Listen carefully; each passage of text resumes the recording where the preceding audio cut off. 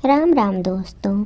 आज की कहानी एक ऐसी सास की कहानी है जो अपनी बहू के द्वारा सताई गई हुई है। कहानी शुरू करने से पहले आप अगर चैनल पर नए हैं तो मेरे चैनल को सब्सक्राइब कर लें। तो चलिए स्टार्ट करते हैं। ये कहानी एक 55 वर्षीय शीला की कहानी है जिसका पति 10 साल पहले गुजर चुका है।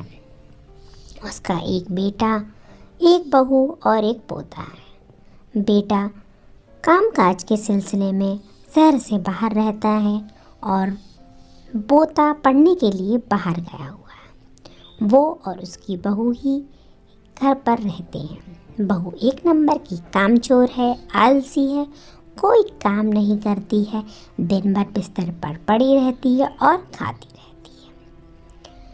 बेचारी सास ही घर का सारा काम करती है, फिर भी कोई शिकायत नहीं करती है क्योंकि वही उसका सहारा है। उसके आगे पीछे तो कोई है ही नहीं। कभी कभी तो उसकी बहू हद ही कर देती है। एक दिन की बात है, वो ज़ोर ज़ोर से चिल्ला रही होती है, क्या हुआ माँ जी, आज सुबह से आपने खाना भी नहीं बनाया है? हैं, ये क्या सब चल रहा है? मुझे तो बहुत ज़ोर से भूख लग रही है, कब तक बनेगा खाना? अरे बहू, आज मेरी तबीयत कुछ ढीली है, इसीलिए लेट हो गई हूँ। हाँ वो तो सब ठीक है, पर खाना बनाओ, मुझे भूख लग रही है। बहू आज तू ही खाना बना ले।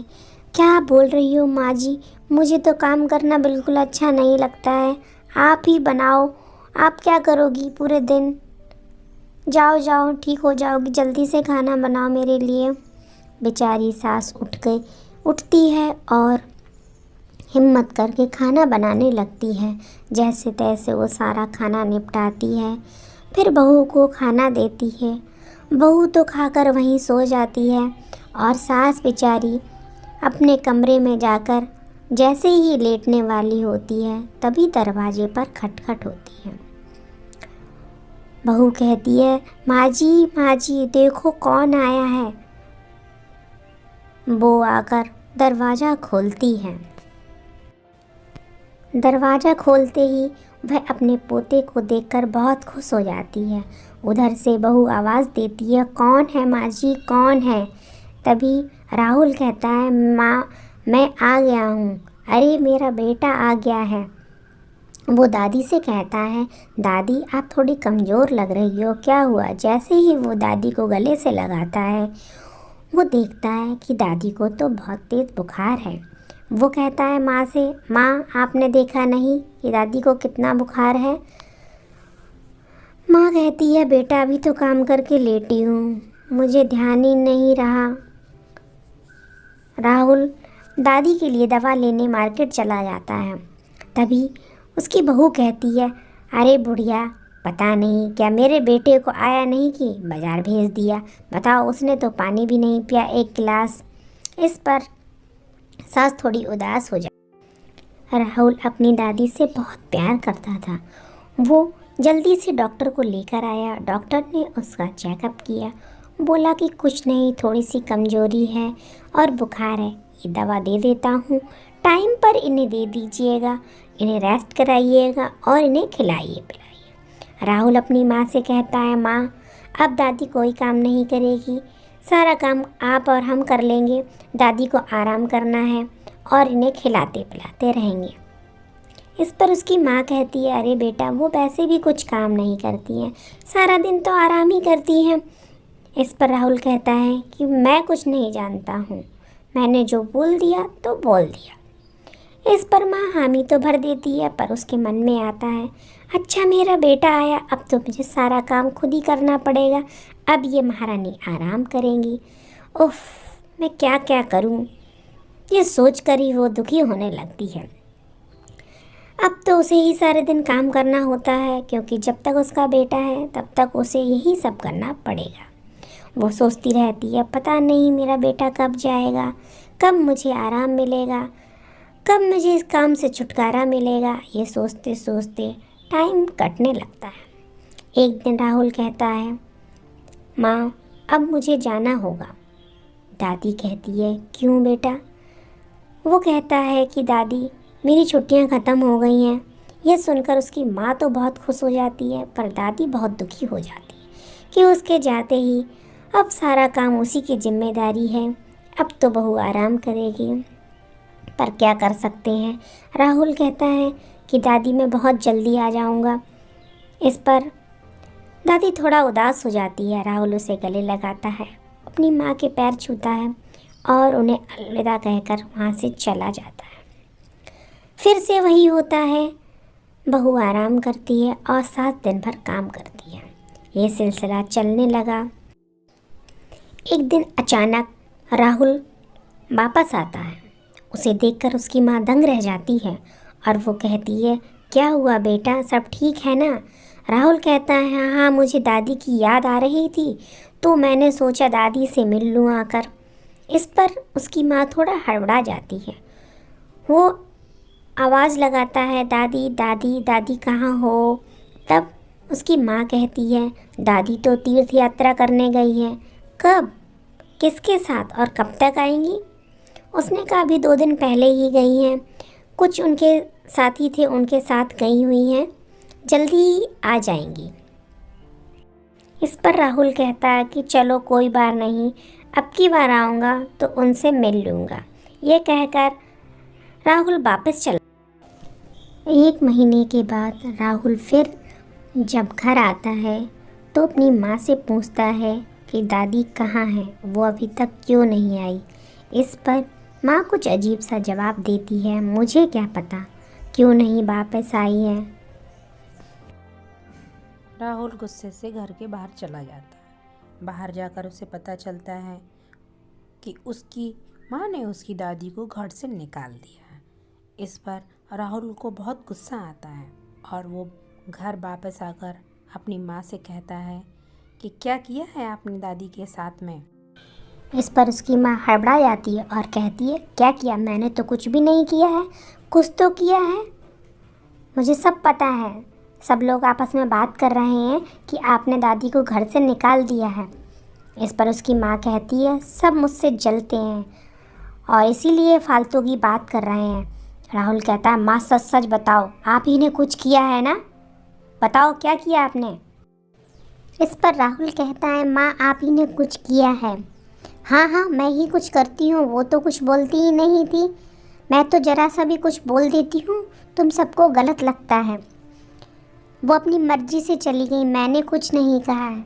राहुल कहता है, माँ ऐसा हो ही नहीं सकता, दादी ठीक से चल भी नहीं पाती हैं, वो कितनी कमज़ोर हैं और उनका कोई दूसरा ठिकाना भी नहीं है। वो कहाँ गई होंगी, बताओ वो कहाँ गई होंगी?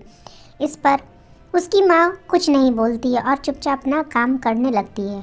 राहुल गुस्से में बाहर चला जाता है और कहता है वो कभी वापस नहीं आएगा। जहाँ उसकी दादी नहीं, वहाँ वो भी नहीं रहेगा। कुछ दिनों के बाद दरवाजे पर खटखट की आवाज़ होती है। मीना दरवाज़ा खोलती है।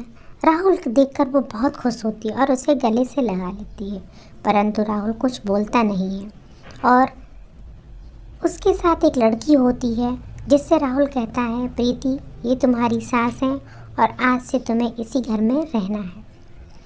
प्रीति मीना के पैर छूती है और घर के अंदर प्रवेश करती है। मीना उसे देखकर बहुत खुश थी और राहुल उससे बात नहीं कर रहा था, इस बात से वो दुखी थी। कुछ दिनों तक सब कुछ अच्छा चल रहा था, परंतु धीरे धीरे प्रीति के व्यवहार में बदलाव आने लगा। वह घर का कोई काम नहीं करती, दिन भर पड़ी रहती और खाती पीती फिर सो जाती और मीना को ताने भी देती, बात बात पर उसको बातें सुनाती और राहुल भी कुछ नहीं बोलता था। एक दिन मीना ने राहुल से उसकी शिकायत की। कहा, बेटा बहू तो कुछ काम नहीं करती है, पूरे दिन घर में पड़ी रहती है और अब इस उम्र में मैं क्या काम करूँगी। इस पर राहुल कहता है, तो थोड़ा सा काम कर लेंगी तो मर थोड़ी ना जाएंगी, और इतनी भी आपकी उम्र नहीं हुई है कि कुछ काम ना कर सकें। जब खाएंगी तो काम भी करना पड़ेगा। यह सुनकर मीना के पैरों के नीचे से ज़मीन खिसक जाती है। वो सोचती है कि मेरा बेटा ये क्या बोल रहा है, ज़रूर बहू ने इस पर कुछ जादू कर दिया है। वो ये सब बातें प्रीति सुन लेती है और वो कहती है, अच्छा अपने बेटे से मेरी चुगली की जा रही है, देखो इस बुढ़िया के कितने पर निकल आए हैं। इस पर मीना बहुत गुस्सा होती है कि तुम्हें बात करने की तमीज़ नहीं है, कैसे बड़ों से बात करते ये भी तुम्हारी माँ ने तुम्हें नहीं सिखाया। इस पर प्रीति कहती है, मेरी माँ पर तो जाओ ही मत आप, समझी, वरना क्या। मीना कहती है, मुझे धमकी दे रही हो? धमकी नहीं दे रही हूँ, बता रही हूँ। इस पर राहुल कहता है, बस झगड़ने लगी माँ, आपको कुछ काम धाम नहीं है, जाकर काम कीजिए। इस पर मीना कहती है, अपनी बीवी से तो कुछ कहते नहीं हो, मेरे में ही कमी निकालते रहते हो। प्रीति तुनक जाती है और कहती है, राहुल या तो तुम्हारी माँ इस घर में रहेगी या मैं रहूँगा।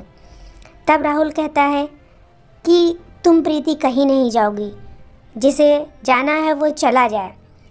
मीना कहती है, ये मेरा घर है, मैं क्यों जाऊँ, तुम लोग जाओ यहाँ से। तो राहुल कहता है, ये घर आपका नहीं है, ये मेरी दादी का घर है, समझी, अभी इस घर को खाली करो, तुरंत यहाँ से निकल जाओ। और अपनी माँ का हाथ पकड़कर बाहर की तरफ ले जाता है। मीना चिल्लाती रहती है, मुझे छोड़ दो, मैं कहीं नहीं जाऊँगी, ये मेरा घर है। राहुल उसकी एक नहीं सुनता है और उसे घर के बाहर ले जाकर छोड़ देता है।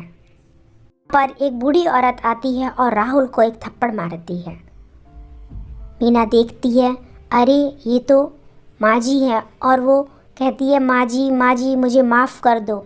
इस पर उसकी दादी कहती है, राहुल बेटा तुम क्या कर रहे हो, जो तुम्हारी माँ ने गलती की वही तुम कर रहे हो, ऐसा नहीं करना चाहिए तुम्हें, वो मेरी बहू है, वो कुछ भी कर सकती है, तुम्हारी इतनी हिम्मत कि तुम अपनी माँ के संग ऐसा व्यवहार। इस पर राहुल कहता है, देखो माँ, आपने दादी के साथ कितना बुरा किया, फिर भी दादी आपका पक्ष ले रही है और मुझे थप्पड़ भी मारा उन्होंने। इस पर मीना कहती है, मुझसे गलती हो गई, और वो अपनी सासू माँ से माफ़ी मांगती है, कहती है, माँ मुझसे गलती हो गई, मुझे माफ़ कर दीजिए, मैंने आपके साथ कितना गलत व्यवहार किया है। तब राहुल कहता है कि माँ ये सब तो हम जानबूझकर कर रहे थे, जिससे आपको अपनी गलती का पछतावा हो। जब आपने दादी को घर से बाहर निकाल दिया था तो वो सड़कों पर भीख मांग रही थी, अगर वो मुझे नहीं मिलती उस दिन तो पता नहीं उनके साथ क्या हो। ये तो भगवान की कृपा है जो मैं उस दिन गुस्से से घर से निकल गया और दादी मुझे मिल गई। तब मीना कहने लगी, मुझे माफ़ कर दो, मैं इससे गलती हो गई, आज के बाद मैं कभी आपका अपमान नहीं करूँगी, ये घर आपका है, आप जैसा चाहोगी वैसा होगा। शीला उसे माफ़ कर देती है और कहती है, बहू गलतियाँ तो अपनों से ही होती हैं, और उसे सीने से लगा लेती है। सब मिलकर साथ में रहने लगते हैं और यहीं पर हमारी कहानी ख़त्म होती है। दोस्तों, इस कहानी से हमें ये शिक्षा मिलती है कि जैसा व्यवहार हम खुद के लिए चाहते हैं वैसा ही हमें दूसरों के साथ करना चाहिए। अपना कीमती समय देने के लिए आपका बहुत बहुत धन्यवाद। जल्दी ही मिलते एक नई कहानी के साथ।